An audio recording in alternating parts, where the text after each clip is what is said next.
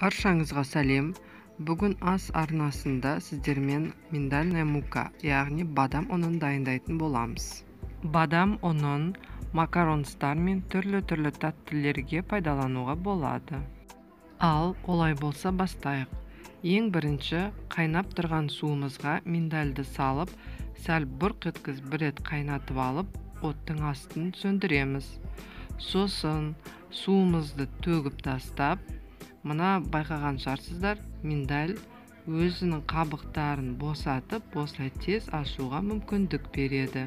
Бәрін осылай шетінен тазалап аламыз. Бұндай жағдайда миндальдің сырты кішкене ластау болады. Сол себепті де біз дәнегімізді 1-2-3 рет шайып аламыз таза суға.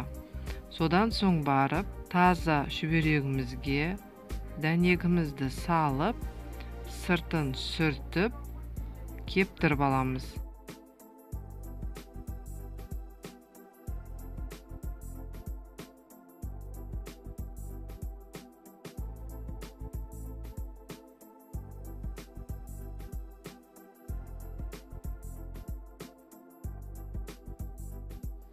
Бадамның сыртындағы суларын толықтай шүберекке сіңдіріп алдық.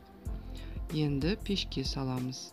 Пешіміз 150-160 градус шамасында 20-30 минутта ұстаймыз. Бірақ оның арасында 5-10 минут сайын алып, бадамды осылай араластырып тұру қажет. Сол кезде ол бір қалыпты кебеді. Пештен шыққан бадамды толықтай суытып барып, блендерге аз-аздан сала отырып, майдалап тураймыз, яғни ұн жасаймыз.